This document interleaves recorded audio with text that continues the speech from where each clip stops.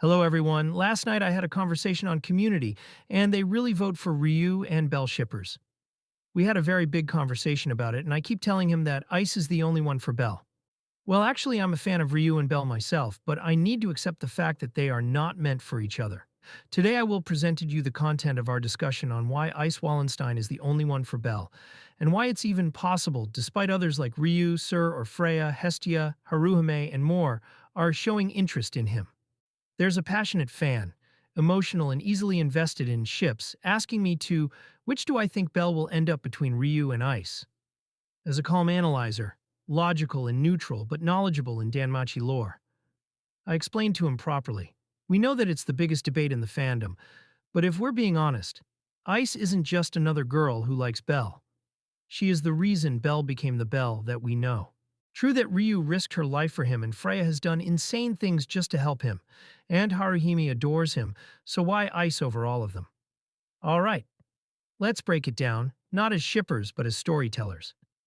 Ice is the origin of Bell's journey. Bell didn't start his quest because he wanted to be stronger.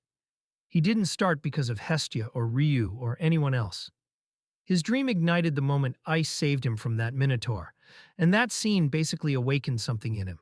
For Bell, Ice represents his very first inspiration, his hero and his ideal of strength. Without Ice, Bell stays a normal kid in the countryside. She is literally the spark that defines his entire story arc. What am I saying is she is his narrative anchor. She's woven into the core reason of Bell grows. The other girls, like Ryu, support his journey, but Ice is the reason that the journey exists.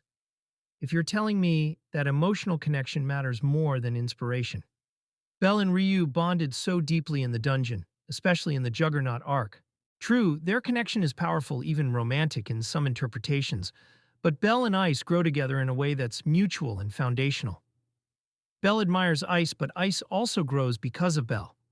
Before Bell, Ice was almost emotionless, stuck in her trauma, frozen by her obsession to become stronger, and reaching the deepest floor of dungeon to fight the Black Dragon.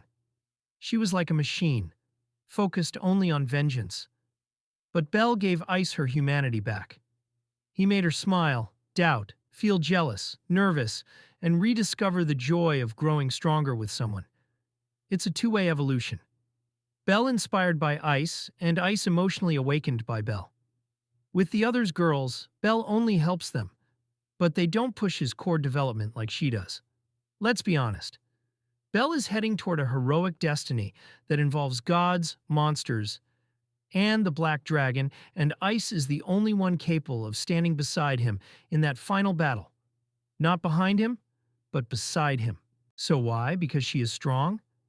But not just only of her strength, it's because their goals align. Both Bell and Ice share a dream to reach the same endgame floor, a connection to the Black Dragon conflict, a path of heroic growth rather than peaceful life. Ryu's ideal future is peace in a cafe. Sir wants him in a divine romance. Hestia wants a warm family life. But Bell's fate is epic and not domestic. Ice is the one who matches his destiny. True that Ice barely shows her emotions, and others express more love toward him openly. But that's exactly why Ice works realistically. Most girls need Bell emotionally. Ryu needed someone to pull her out of despair. Haruhime needed a light of kindness. Freya wants Bell to fill her emptiness. But Ice doesn't need Bell to fix her. She chooses him because she genuinely cares, not because she depends on him. Their love is built on mutual admiration, equality, personal choice, and that's a healthier foundation. So how is it even possible for Ice to win when nearly every girl in the series likes Bell? Well, it's because Danmachi isn't a typical harem where the loudest or cutest wins. It's a coming-of-age hero story, and Bell must become Vesta's chosen hero, a hero of the people, not a lover of many. The romance has to reflect his growth, mythical level bond, and a partner who stands at the same height as his legend, and only Ice fits all of the three.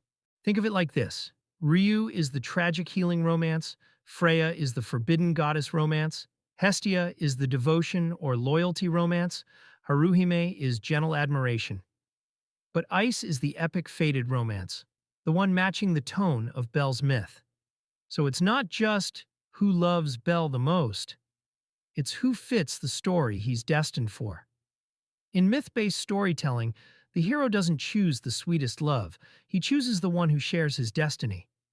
Ice and Belle's connection is more subtle, sometimes too subtle, but that's what makes it powerful.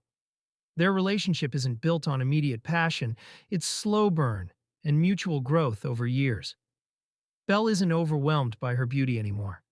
He's grown past the crush stage, and he sees her as a partner he truly wants to stand equal to. And Ice, even with her limited emotional vocabulary, she trains only Belle personally. She defends him from the low-key familia. She also gets jealous around other girls, and she breaks her own rules to support him. For someone like Ice, those actions are louder than words. Belle and Ice are meant not because the story forces it, but because she is the origin of Belle's dream. Their growth is intertwined and mutual, their futures align on an epic scale, their bond is based on respect and equality. Thematically, she's the heroine that matches his myth, and no one else fits all of that. So, Ice and Belle isn't just a ship, it's literally the spine of the story. Others may love Belle, but Ice is the one who stands with him at the height of his legend.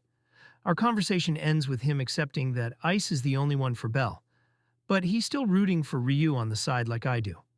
I hope author make a side story which other girls had root for Belle. Sure, we can love multiple ships, but only one sails into the myth.